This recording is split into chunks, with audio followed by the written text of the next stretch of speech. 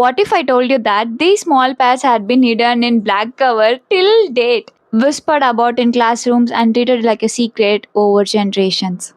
Today I got my period and went out to the store to get my pad, and this is how I நீ என்ன சொல்ற? Oh, it's almost 2026. அதுக்கு நான் அந்த அண்ணாக்கு போய் கிளாஸ் எடுக்க முடியுமா? ஏன் கவர்ல எல்லாம் போட்டு தரீங்க, போட்டு தராதீங்க. Isn't it strange we talk about like எனக்கு ஃபீவரா இருக்கு, எனக்கு தலை வலிக்குது, எனக்கு கொஞ்சம் மென்டல் ப்ரெஷரா இருக்கு, அதெல்லாம் நம்ம ஈஸியா சொல்றோம்.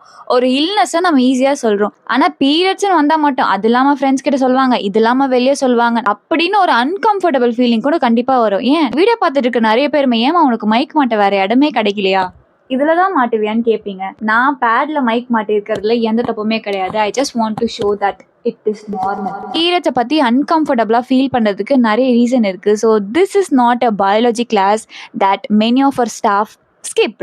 I want this to be a conversation I wish every girl had her before first period. And honestly, every human being should know. So today, let's understand periods without any shame, myths, or an embarrassment. Let's get into the video.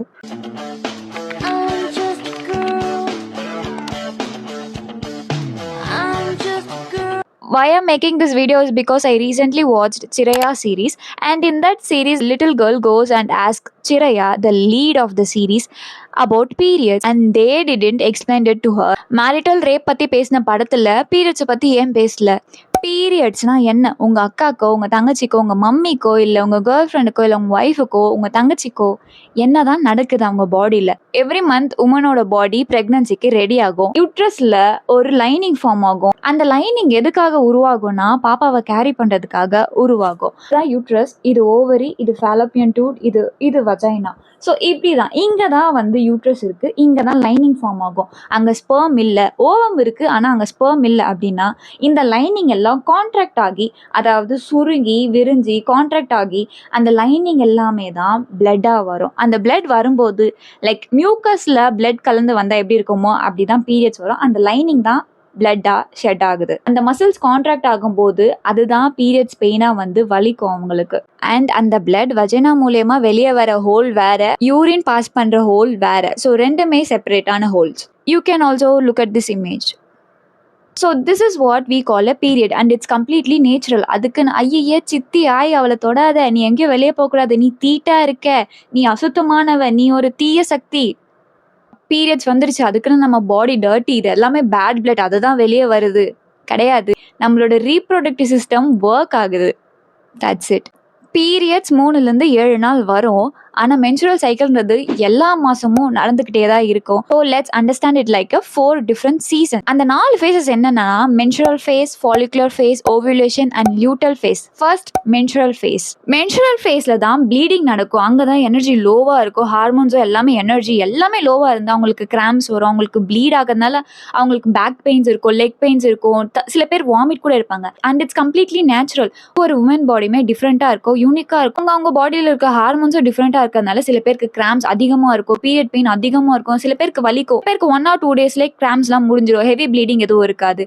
Maybe 1 or 2 days மட்டும்தான் உங்களுக்கு heavy bleeding இருக்கும். So it's completely different and it's completely natural. அந்த ஃபேஸஸில் நம்ம என்னென்ன பண்ணணும்னா, நிறைய blood போகுதுன்னா iron rich ஃபுட்ஸாக எடுத்துக்கோங்க. ரெஸ்ட் எடுத்துக்கோங்க. உங்களுக்கு ஹீட்டிங் பேட்ஸ் வேணும் அப்படின்னா யூஸ் பண்ணுங்க. இல்லை உங்களுக்கு சாக்லேட் சாப்பிட்டா பெட்டராக இருக்குன்னா, உங்களுக்கு என்ன பிடிக்குதோ, ரெஸ்ட் எடுக்கணும்னா ரெஸ்ட் எடுங்க. எனக்கு அந்த டே ஃபுல்லாக ரெஸ்ட் எடுத்தால் மட்டும் போதும், மற்றபடி எனக்கு இந்த சாக்லேட்ஸ், ஹீட்டிங் பேட்ஸ் எனக்கு எதுவுமே வேண்டாம். I can handle with it. I can handle it doesn't mean that your girlfriend, your sister also chocolate எதிர்பார்க்கக்கூடாது அப்படிலாம் கிடையாது. ஒருத்தருக்கு ஒரு நீட் இருக்கும். Second phase follicular phase. And இந்த பீரியட்ஸ் முடிஞ்சு அடுத்த லைனிங் ஸ்டார்ட் ஆகும், அதாவது அடுத்த எக் உங்கள் பாடியில் ப்ரொடியூஸ் ஆகும்.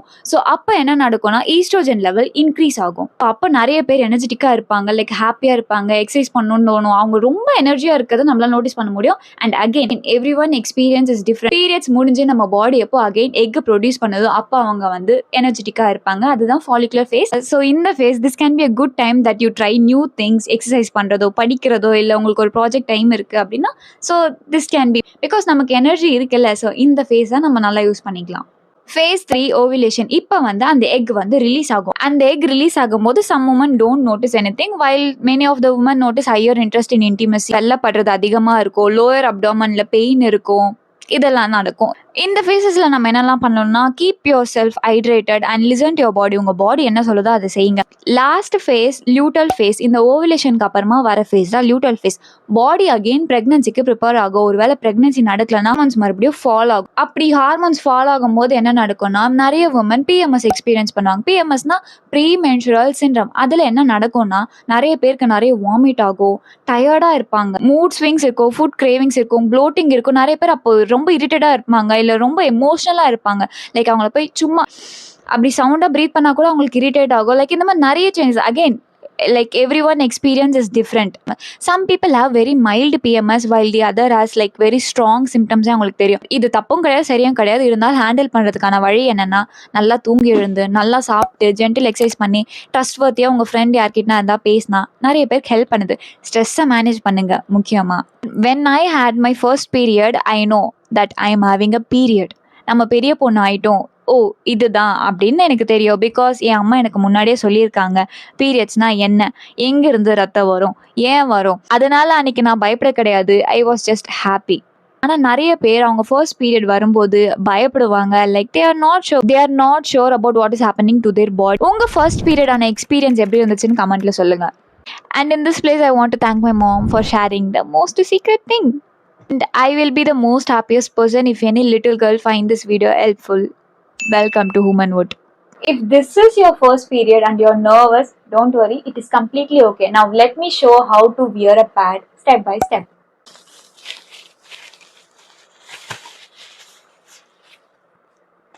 ஊர்ல மறைக்கிறதுக்கு ஏதோ இருக்கு, இன்னும் இததான் மறைச்சிட்டு இருப்பாங்க.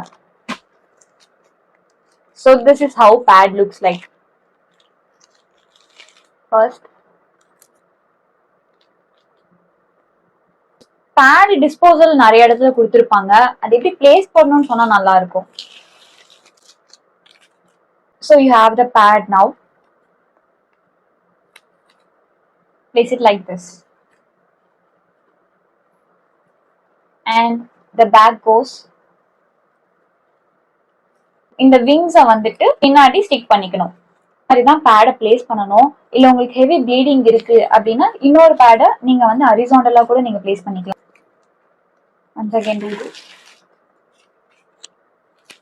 ஸோ இந்த மாதிரி நம்ம பிளேஸ் பண்றது மூலியமா பின்னாடி சீக்கிரமா லீக் ஆகாது. ஸோ ஹெவி ப்ளீடிங் இருக்கவங்களுக்கு இப்படிதான் பிளேஸ் பண்ணணும் பேட். எப்படி டிஸ்போஸ் பண்ணானா, யூஸ்டு பேடை எடுத்து ஒரு நியூஸ் பேப்பர்லயோ இல்ல வேஸ்ட் டாய்லெட் பேப்பர்லயோ அதை வந்து விராப் பண்ணி டஸ்ட்பின்ல போடுங்க. ஏன்னா கிளீன் பண்றவங்க நாம கிடையாது, நம்மளோட பிளட்டை இன்னொருத்தர் கிளீன் பண்றாங்க, அதை எடுத்து அவங்க தூக்கி போடுறாங்க.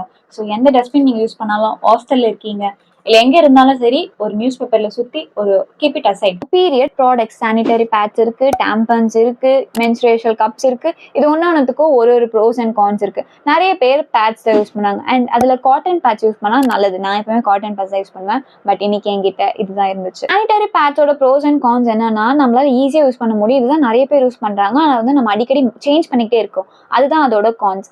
அண்ட் டேம்பன்ஸ் என்னன்னா, அதை வந்து இன்சர்ட் பண்ணணும்.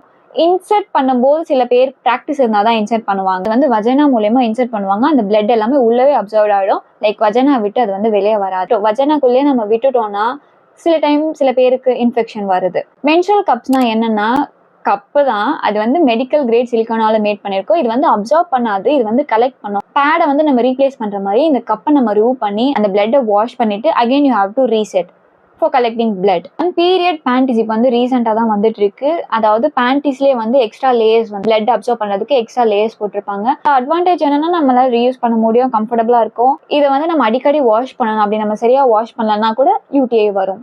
இத்தனை இருக்கா, விச் ஒன் இஸ் பெஸ்ட்? அப்படி எதுவும் பெஸ்ட்னு கிடையாது. சில பேர் பேட்ச் யூஸ் பண்றது கம்ஃபர்டபுளா இருப்பாங்க, சில பேர் கப்ஸ் யூஸ் பண்ணுவாங்க, சில பேர் டேம்பன்ஸ் யூஸ் பண்ணுவாங்க. இது அவங்க கம்ஃபர்டபுள் பொறுத்து தான். ஸோ இப்போ நம்ம ஷூ வாங்க போறோம்னா நமக்கு எது கம்ஃபர்டபுளா இருக்கோ அதுதானே நம்ம வந்து வாங்குவோம். ஸோ அதே மாதிரி தான் பீரியட் ப்ராடக்ட்ஸும் உங்களுக்கு எது கம்ஃபர்டபுளா இருக்கோ அது யூஸ் பண்ணுங்க. அவ ஸ்னீக்கர்ஸ் போட்டிருக்கா அப்படின்றதுக்காக எல்லாரும் ஸ்னீக்கர்ஸ் தான் போடணும் அப்படி கிடையாது.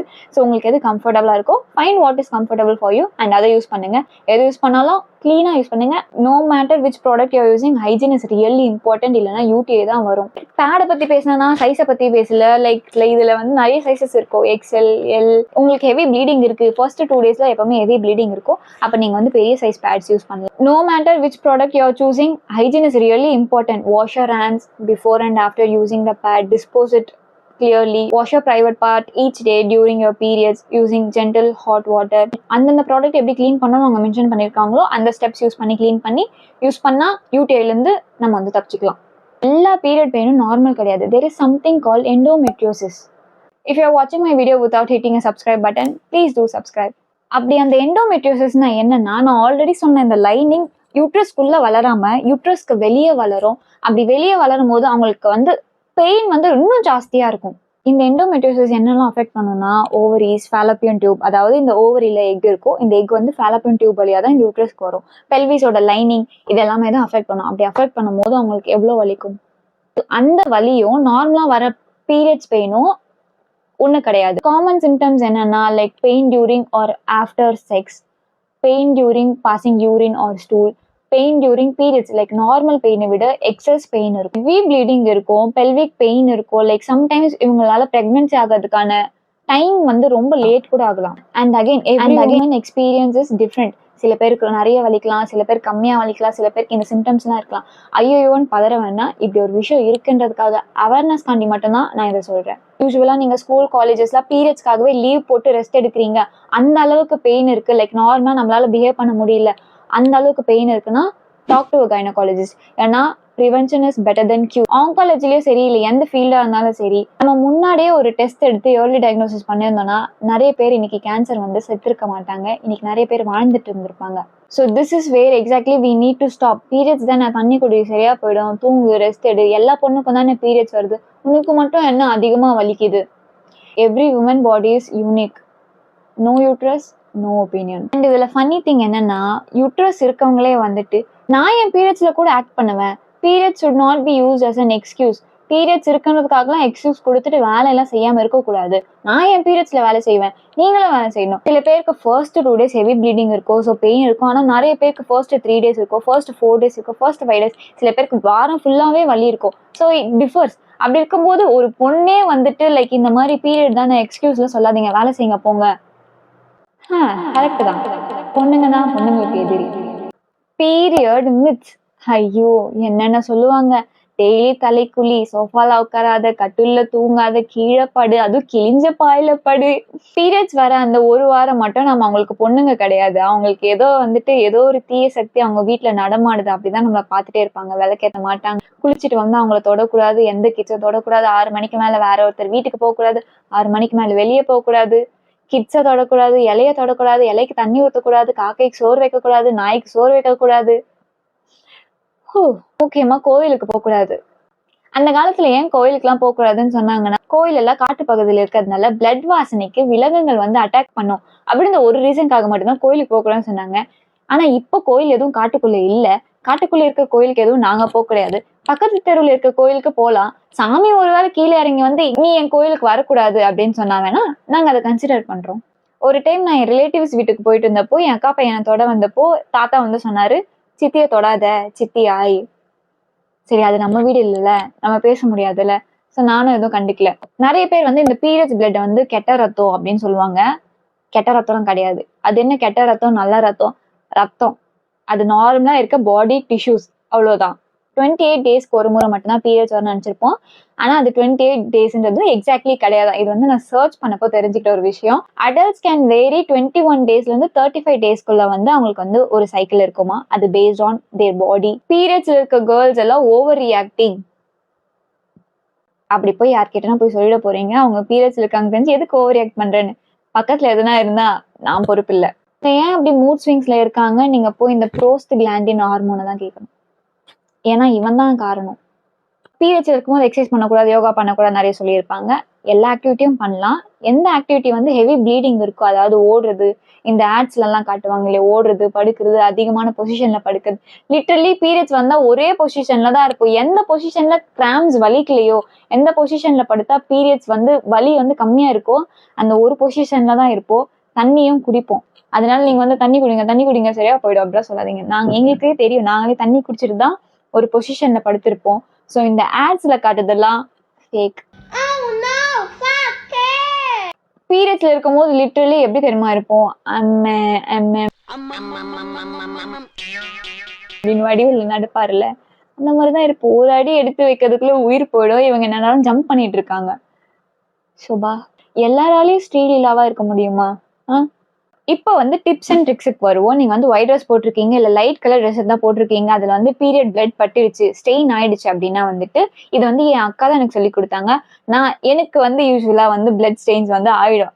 லைஃப் பாய் சோப் இருக்கும்ல, அந்த சோப்பை யூஸ் பண்ணி நீங்க அந்த ஸ்ட்ரெயினை வந்து நல்லா இது பண்ணி வாஷ் பண்ணிட்டீங்க, ப்ரஷ் பண்ணி வாஷ் பண்ணிட்டீங்கன்னா அந்த ஸ்ட்ரெயின் வந்து மெஜாரிட்டி போயிடும், மேக்ஸிமம் போயிடும். மேபி 2-3 டைம்ஸ் நீங்க வாஷ் பண்ணும்போது அது கம்ப்ளீட்டா போயிடும். இந்த ஒரு ட்ரிக் தான் வந்து என்னோட நிறைய ட்ரெஸ்ஸஸ் வந்து காப்பாத்திருக்கு.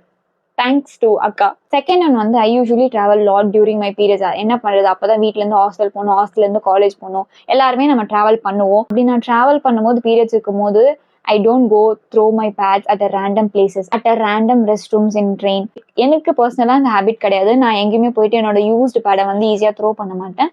ஒன்னு வீட்டு ரெஸ்ட் ரூம், இல்லைன்னா ஹாஸ்டல் ரெஸ்ட் ரூம். நீங்களும் இந்த மாதிரி டிராவல் பண்றீங்க, உங்களுக்கும் இந்த மாதிரி டிஸ்போஸ் பண்ண பிடிக்காது, ஆனா என்ன பண்றது, பேட் எடுத்துட்டு போய் மாத்தணும் அப்படின்லாம் இருக்குல்ல. என்ன பண்ணலாம்னா 2 pads, one above the one place பண்ணி, இந்த பேட் யூஸ் ஆயிடுச்சுன்னா கீழே இருக்க நியூ பேட் எடுத்து யூஸ் பண்ணிக்கலாம், அண்ட் இதை நீங்க டிஸ்போஸ் பண்ணிக்கலாம். And don't do this mistake. சில பேர் வந்துட்டு வீட்டுல வந்து கோயிலுக்கு போறாங்க அப்படின்றதுக்காக வந்து பீரியட்ஸ் வந்து வரக்கூடாதுக்காக மாத்திரை எடுக்கிறதோ, என் ஃப்ரெண்ட்லாம் வந்து கல்ல சாப்பிட்டுட்டு இருந்தா பீரியட்ஸ் வரக்கூடாது. பீரியட்ஸ்ன்றது நார்மலா வர ஒரு விஷயம். அது வந்து நம்ம வந்து ஃபோர்ஸ் பண்ணக்கூடாது, இப்பதான் வரணும் இப்பதான் வரக்கூடாது. அப்படி ஒரு நம்ம ஃபோர்ஸ் பண்ணி பீரியட்ஸ் வரக்கூடாதுன்னு ஸ்டாப் பண்றோம்னா அதுக்கான கான்சிக்வன்சஸும் நீங்க ஃபேஸ் பண்ண ரெடியா இருக்கணும். என் ஃப்ரெண்ட் கல்லைய சாப்பிட்டு அடுத்த 2-3 மந்த்ஸ்க்கு பீரியட்ஸே வரல.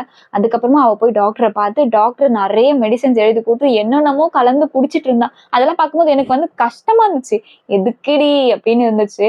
Like don't do this mistake. நீங்க பீரியட்ஸ்ல இருக்கீங்க அப்படின்னா ஈச் டே வந்துட்டு நீங்க பேட் மாத்தும் போது hand wash, before after using pads வந்து ஹேண்ட் வாஷ் பண்ணணும்.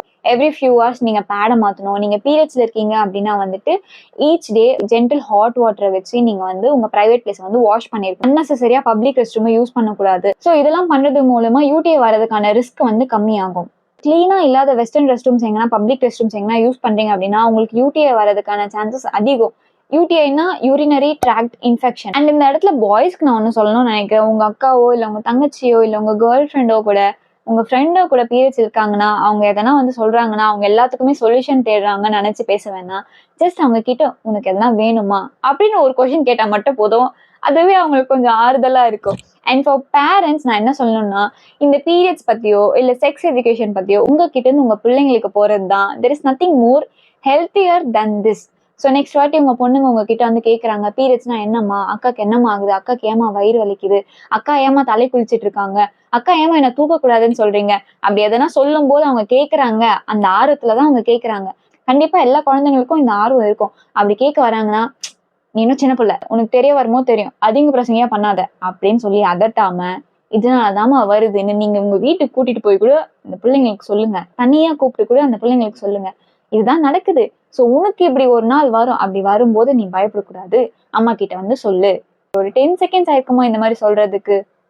என்னோட சேனல்ல 35 to 45 உள்ள உமன் தான் அதிகமா பாக்குறீங்கன்னு தெரியும். சோ உங்க பிள்ளைங்க யாருன்னா வந்து உங்ககிட்ட கேக்குறாங்கன்னா ஜஸ்ட் டெல் ஹர், பீரியட்ஸ்ன்றது இப்படிதாம்மா அப்படின்னு சொல்லுங்க. இவ்வளவு நாள் ரெகுலரா வந்தது திடீர்னு இர்ரெகுலரா வருது, அதுல இருந்து இர்ரெகுலராவே வந்துட்டு இருக்கு. ஒரு வாரம் முன்ன பின்ன, 2-3 வாரம் முன்ன பின்ன. என்னோட ஃப்ரெண்ட்ஸ்க்கு எல்லாம் வந்து ஒரு மாசத்துல வந்து 2 வாட்டி பீரியட்ஸ் ஆகும், 10 நாள் பீரியட்ஸ் ஆகும். ஹெவி ப்ளீடிங் இருக்கு, இர்ரெகுலரா இருக்கு, என்னன்னு தெரியல. நிறைய மாசத்துக்கு எனக்கு பீரியட்ஸே வரல, என்னால நார்மல் ஆக்டிவிட்டி கூட இந்த பீரியட் பெயினால பண்ண முடியல அப்படின்னா it's time to see a doctor. நான் ஏதோ ஒரு ரீல்ல தான் பார்த்தேன், இது என் ஐடியா கிடையாது. அந்த ரீல்ல அவங்க என்ன சொல்லியிருந்தாங்கன்னா, நம்ம இஷ்டப்பட்ட மாதிரி பீரியட்ஸ் வந்தா எப்படி இருக்கும்னு யோசிச்சு பார்த்தப்போ அவங்க காமிக்கிறாங்க, அம்மா வந்துட்டு டேய் நாங்கெல்லாம் கோயிலுக்கு போறோம், நீ வந்து பீரியட்ஸ் ஆயிடாத அப்படின்னு சொல்றாங்க. ஹஸ்பண்ட் வந்துட்டு இந்த டேட்ல பீரியட் ஆகாத, நான் வந்து வெளியே போக மாட்டேன் அந்த மாதிரி சம்திங் சொல்றாரு. என்னதான் பீரியட்ஸ் நம்ம இஷ்டப்பட்ட டேட்டுக்கு வந்தா கூட நம்மளை சுத்தி இவ்வளோ இருக்கும், இவ்வளோ பேர் இருப்பாங்க நீ என்னைக்கு பீரியட்ஸ் ஆகணும்னு சொல்றது கூட. அண்ட் இதுல ஃபன்னி திங், அண்ட் இதுல கவிஞர் ஒருத்தர் சொல்லிட்டு போயிருக்காரு, மங்கையராய் பிறப்பதற்கே நல்ல மாதவம் செய்ய வேண்டும் அம்மா. சூப்பர்ல. அதுக்குன்னு நான் உமனோட கம்ப்ளைண்ட் பண்ணல. Being woman is lovely. Periods are not shameful, periods are not dirty.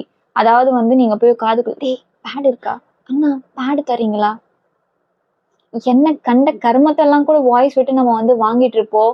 But இந்த ஒரு விஷயத்த வந்துட்டு கேட்கறதுக்கோ இல்ல ஒரு மேல் ஃப்ரெண்டு கிட்ட பேசுறதுக்கோ அவ்வளோ தயக்கம்.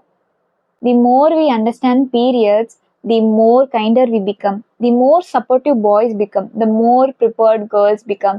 So let's normalize knowledge, not shame.